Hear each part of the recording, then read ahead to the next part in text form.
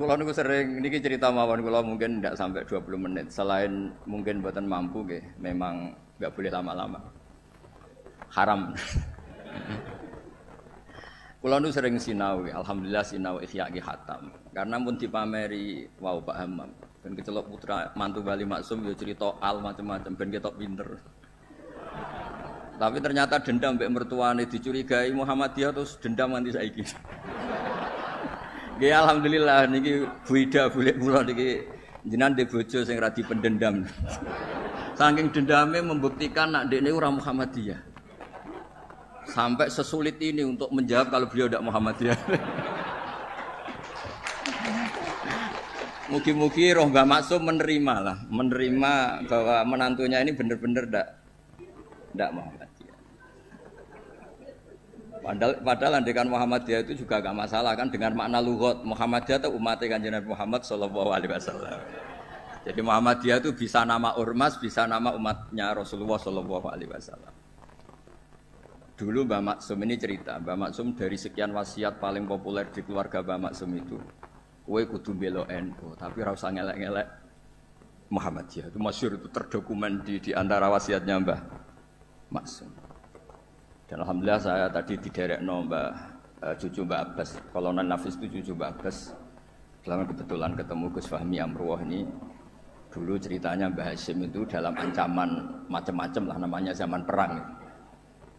Karena Mbah Hasyim itu hanya orang alim fikih, usul fikih, ahli hadis, itu takut terus nyewa Mbak Abbas disuruh ngelatih santrinya pencak yang jadi asal usul pagar Nusa. Alhamdulillah cucunya jadi kolonel. Yang cucu Mbah Hasyim ya macam-macam, ada yang iya ada macam-macam. Tapi sebetulnya dari gen keluarga Lasem sama Mbah Hasyim itu sama-sama nasabnya sama. Gayanya juga sama. Ya ada yang jelas, ada yang enggak jelas. Tapi saya ingin bela yang tidak jelas karena ini kan kampus ya, jelas aturannya jelas. Saya itu sering ditanya. Saya sering ditawarin, Gus mau jadi doktor honoris causa di kampus ini. Enggak kata saya. Kenapa? Nara di duit ora pantes, dokter ora di duit. Jadi enak Gus ngoten ngopi nggih pantes, ora jelas nggih pantes, kafe pantes.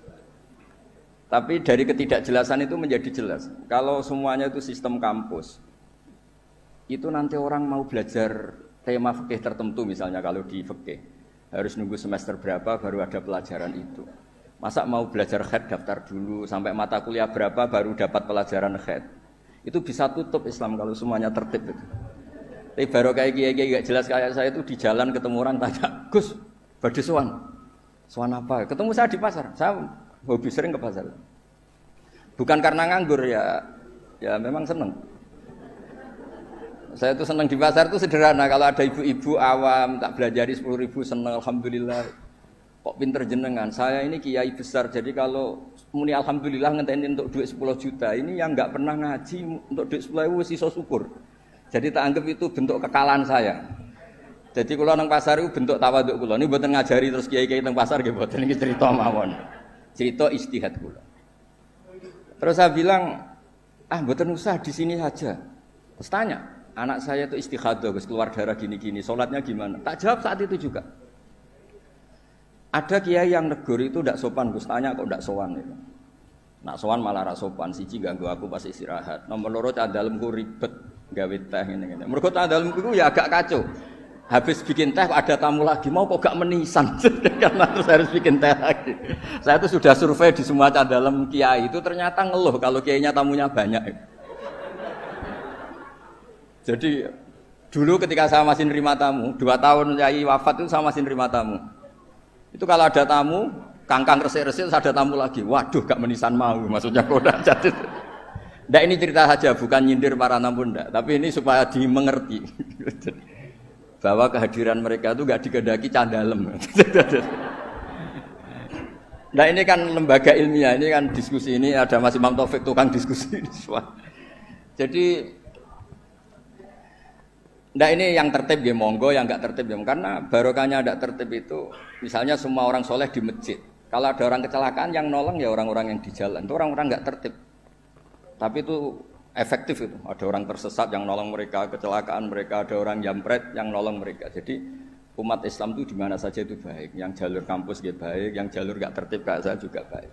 Dan dari dulu saya itu yakin suatu saat saya tetap keramat dengan cara saya seperti ini. Bukan apa-apa, karena tadi orang Islam itu banyak yang nganggap kampus itu elit. Wow, itu bayar, terus elit, terus berdasi. Jadi bayang notok aja enggak. Kalau cerita Pak Imam Taufik pertama kuliah itu sudah bayangkan di wisuda, kata beliau pas di sana pertama masuk itu sudah bayangkan di wisuda. Kalau di pondok kan enggak. Wong Islam taluan mondok, sekian ini ra jelas, padha ra jelas santai. Dijak jagungan, mau ditakoki kowe candi le. Ngapak, ngapak santai. Ya pokoknya enggak jelas. Tapi dari cerita enggak jelas itu saya punya argumentasi ilmiah. Yang milih jalur ini, saya kan enggak perlu cerita yang jelas-jelas tadi. Beliau sudah promosi sampai sebegitu hebatnya. hebat, betul. Pokoknya top lah. Cara tahadus bin Imam itu top. Enggak tahu tahadus apa sponsor enggak tahu. Tergantung niat itu. Saya juga nanti insya Allah hormat keluarga Gus Asim di keluarga Kenawawi baca hikam. Memang saya ini mohon maaf, saya itu susah diundang. Bukan apa-apa, memang saya punya bapak namanya Gen Nur Salim, itu punya abah namanya Mbak Nur Sam, itu enggak pernah keluar rumah. Jadi saya punya sanad gen keluarga yang suka di dalam. Jadi saya ini bapak saya itu enggak pernah keluar dari rumah, itu terkenal sekali. Dan ya beliau juga dari gen-gen yang suka tirakat. Saya jarang cerita itu karena beliau itu puasa mulai dulu sampai wafat. Jadi saya jarang cerita karena takut. Jenengan kok mboten ngoten Gus. Makanya saya lebih sentuh cerita gen dari ibu karena keluarga Lasem itu rileks ngopi-ngopi, cangkruk, semuanya santai. Ya alhamdulillah kok punya sanad begitu. Saya cerita secara ilmiah. Suatu saat Rasulullah SAW itu mau haji wada. Haji wada dipapak sama Imro'atun min Khos'am. Yang diceritakan di situ tuh sangat basariyah. Imro'atun min Khos'am itu cantik sekali. Nabi murdifun Fadl bin Abbas, Al-Fadl bin Abbas.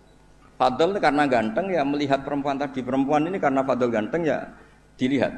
Sama-sama melihat. Yang satu melihat orang cantik, yang satu melihat orang ganteng. Masyhur terus. Fasor Rasulullah wajal Fadl. Wajahnya Fadl dipalingkan sama Nabi. Kemudian Imro'atun min Khos'am tadi tanya. Saat itu juga di perjalanan. Nabi masih di atas unta. Ya Rasulullah, ya ini karena tadi Pak Hamam cerita alimnya tentang sorob nahwu ya saya cerita hafalan saya. Bahwa bapak saya punya anak saya itu tidak salah, bapak saya punya cucu saya itu tidak salah. Beliau kan ya cerita gitu. Dua anak ini ora rugi, so profesor, so dadi mantune Bali, so kondang terus sampai gedungnya di atas UMZ gitu. Tidak tahu. Ini orang pinter kok pakai ukuran fisik tidak tahu.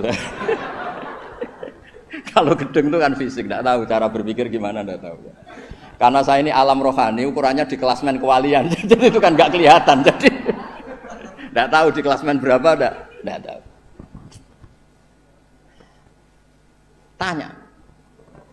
Tanya inna faridotawah ala ibadihi adrokat abi syekhon kabiron. Afa ahujju anhu. Nabi jawab, qala na'am. Ayan fa'uhu dzalik, qala na'am. Kama lokana ala biki denun faqadaitihi nafa'ahu. Ya Rasulullah, bapak saya ini sudah sepuh sekali ketika haji diwajibkan. Apa saya bisa menghajikan beliau? Bisa. Apa manfaat? Ya bisa, seperti bapak kamu punya utang, kamu yang bayar itu cukup. Gitu. Lalu Imam Bukhari itu mengebabkan ini sampai 3 kali. Satu di bab haji makdud. Jadi sebetulnya haji itu ada 2. Yang ni'abah atau badal. Menghajikan yang mati karena sudah tidak bisa haji. Atau menghajikan yang lumpuh yang nggak mungkin haji lagi, disebut haji ma'dud. Jadi Imam Bukhari mengebabkan babul hajil ma'dud atau al-ihjad anil ma'dud. Tapi di bab berikutnya dengan hadis yang sama persis beliau mengebabkan babu hajil mar'ati anir rojul karena secara fikih ini masalah, masa perempuan mengganti lelaki. Tapi dengan hadis yang persis di bab ilmu Imam Bukhari mengebabkan babul futya fit thoriq. Bab boleh fatwa ketika di tengah jalan. Jadi nggak perlu ada kiai yang kiai resmi nggih monggo, kalau ada pertanyaan sowan dulu, daftar dulu nggih monggo. Kiai kayak saya seketemunya juga monggo. Saya itu 2005 itu tiap bulan ke Jogja di UI sama Profesor Zaini. Itu mesti ngebis. Ya mesti ada yang tanya. Jenengan Gus Mbak nggih. Wah, beneran Gus badhe tangklet. Niku kadang sampai Rembang sampai Semarang ora barbar. Tak takoki sampai 20. Loh kok banyak betul. Mumpung ketemu Gus, nek jenengan nek disowani wangel. Nggih barokahnya niku mboten bayar, Pak Imam. Dadi ikhlas. Mboten niki cerita mawon barokahe ketemu niku mboten bayar, dadi ikhlas ini. Jadi Indonesia ini berkah sekali, ada yang nekuni formalitas, ada Profesor Hamam, Profesor Imam Taufik, Gus Wofur, banyak. Ada yang nekuni yang kayak saya, tapi saya mohon yang kayak saya juga harus alim betul. Sehingga ojo pepera formal terus uteknya juga agak jelas, visinya agak jelas. Asal usulnya juga agak jelas. Enggak boleh, harus tetap jelas. Supaya Islam ini bisa ada di mana-mana. Orang bisa tanya kiai kapan saja, di mana saja. Saya ini haji itu tidak mutawif, bayar. Saya umroh juga milih bayar daripada gratis di kongkonan. Saya berkali-kali ditawari Gus haji Gus gratis kira-kira mau mari gue kongkonan gitu. Umroh juga sering ditawari Gus ini jadi gak bayar aja. Duit 20 juta atau 40 juta ya jadi budak kata saya di kongkon-kongkonan gitu. Wis ngono arahe kon ngesahno pilihan KPIH ini.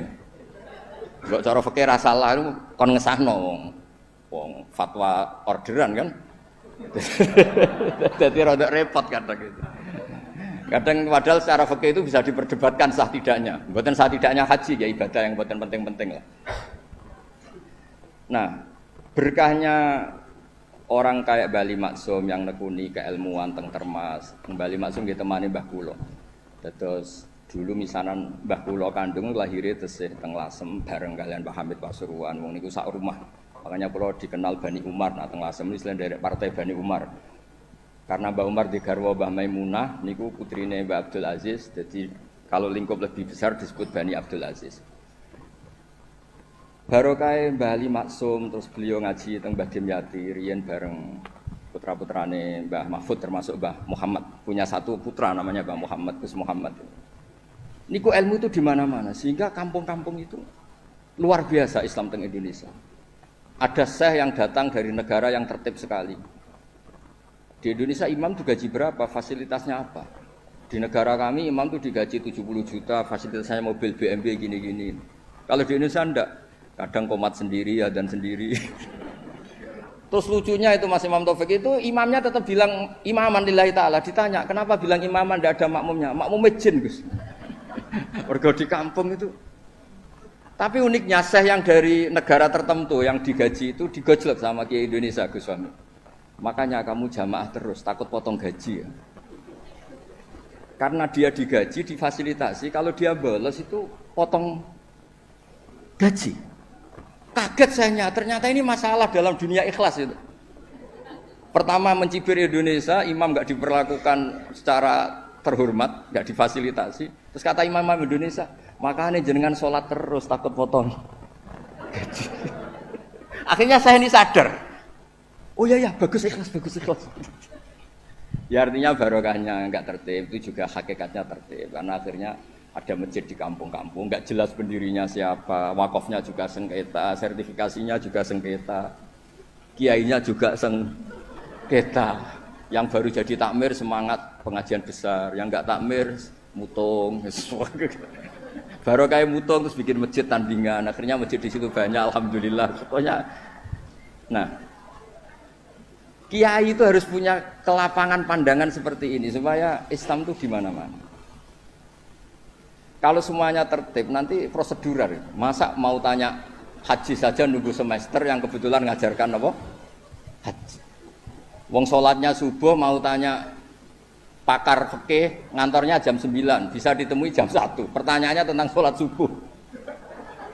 Subuh hari ini, kalau hari besok kan ya, kalau hari ini kan, nah kalau kiai kan nggak ketemu di jalan tadi tanya, Gus, anak kula niku keluar terus darah, ini ku sak dhuwure adat, niku sholat apa mboten? Biasanya kate berang dina 6 dina wis rudat ilal adat, soalnya gerbar 6 dina hukum istikhadah ngene kan. Gak usah sowan Gus, gak ngel-ngelo cak dalemku. Ini mboten nyindir, maksudnya cerita, jadi mboten cerita. Jadi monggo lah, istihad apapun itu baik asal didasari keilmuan yang baik. Jangan sampai apa ya, karena kita punya pilihan istihad tertentu seakan-akan yang lain itu salah.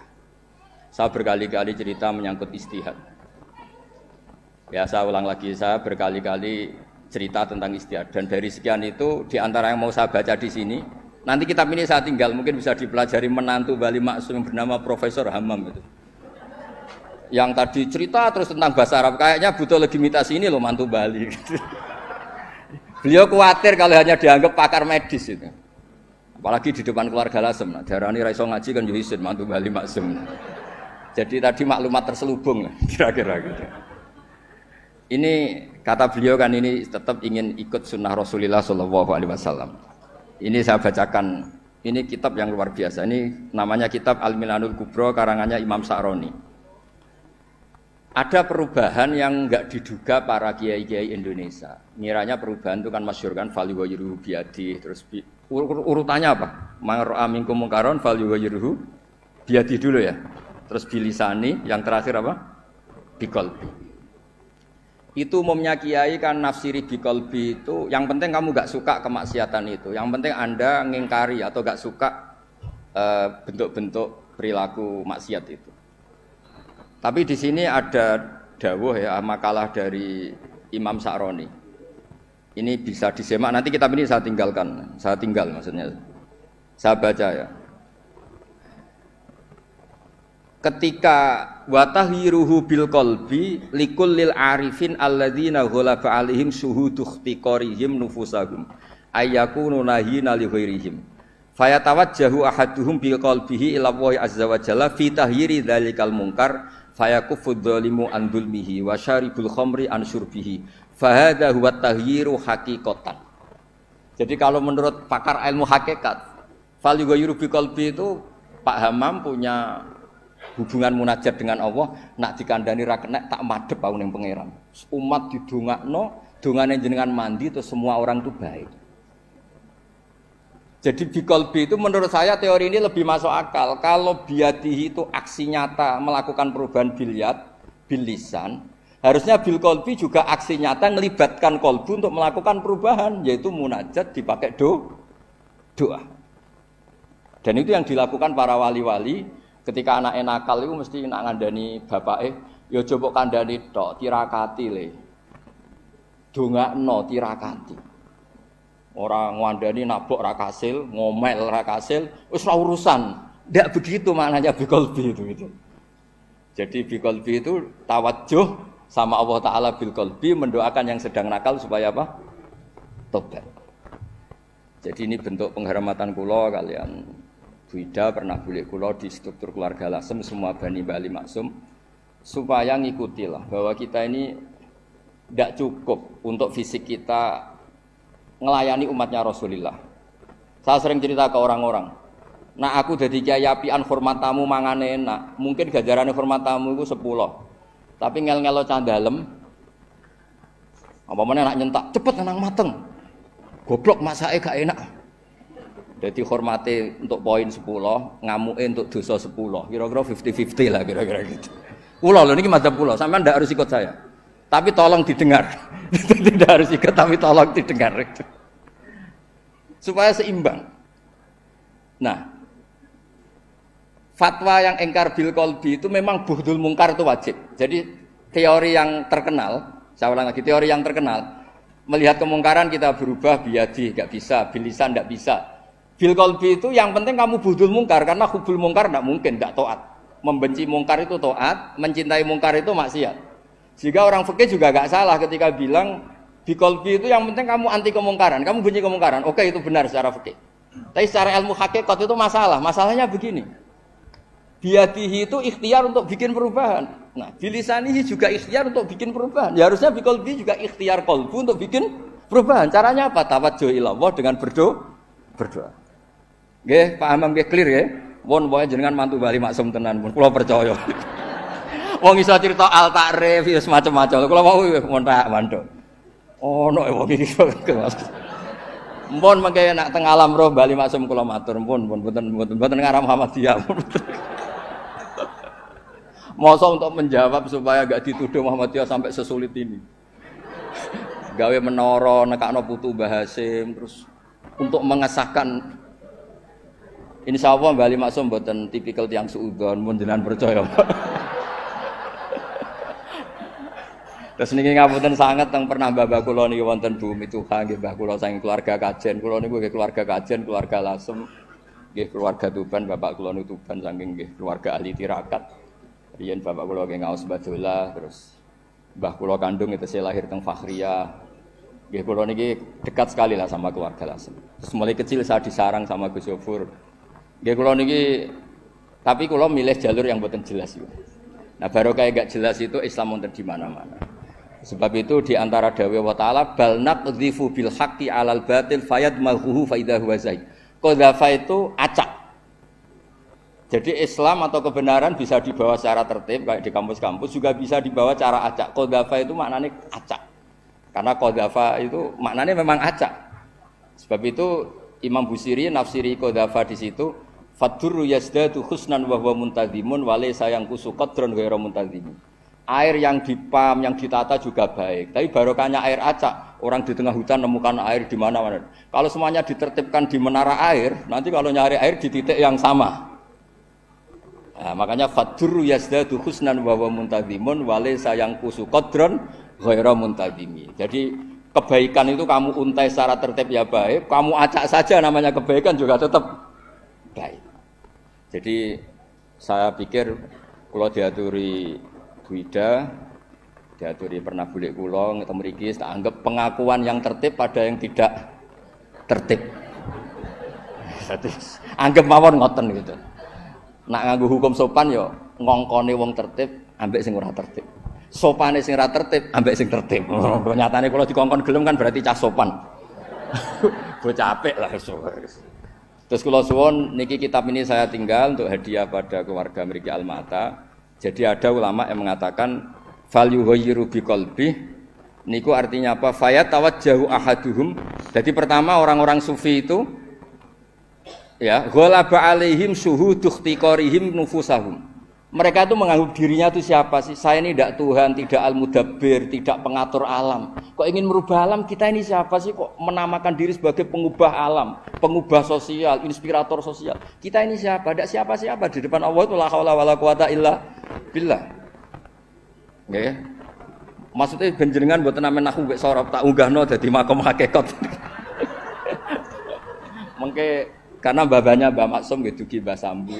Mbah Ali Maksum nggih ibuke sang dugi Mbah Sambu. Nah Mbah Maksum dugi mriku Raja napa? Mahmud nggih. Nggih Sultan Mahmud. Jadi jenengan dadi mantune raja ya mantune wali.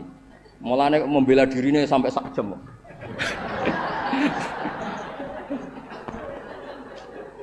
Lah niki kula cukup 20 menit tapi efektif napa. Jadi orang-orang sufi itu merasa dirinya tidak siapa-siapa di depan la haula wala quwata illa billah. Terus ghalaba alaihim syuhudu ikhtiqarihim nufusahum. Ayyakunu nahina li ghairihim. Mereka merasa saya ini siapa sih kok sampai melakukan perubahan. Nah, akhirnya fayatawajjahu ahaduhum biqalbihi ila wa azza wa jalla fi tahyiri dzalikal munkar. Sungkeman ning Allah supaya orang sekelilingnya baik-baik saja. Tapi karena beliau-beliau ini wali, akhirnya fayakufu dzalimu an dzulmi wa syaribul khamri an syurbi. Fa hadza huwa taghyiru haqiqatan. Makanya cerita-cerita wali itu ya kalau ada kemungkaran sungkem, kampung sing abangan ditirakati dadi kampung yang baik. Ora nato orasinya. Paham ya? Ora nato kecakapan metodologi dakwahnya atau metode dakwahnya yang ditata itu tawajjuhul qalbi ila Allah Subhanahu wa taala. Terus niki sebagai bentuk hadiah kula wingi Bu Ida kula hadiah kitab Al-Qanon Fitib niki juga saya hadiahkan di sini supaya mindset kita, cara berpikir kita munajat teng Allah Subhanahu wa taala. Jadi fikihnya nggih jalan monggo ikhtiar sebaik mungkin, tapi jangan merubah ilmu hakikat bahwa al-amru biyadillah, hanya Allah saja yang lahu maqalidus samawati wal ardh. Nggih ngapunten ingkang sanget. Wassalamualaikum warahmatullahi wabarakatuh.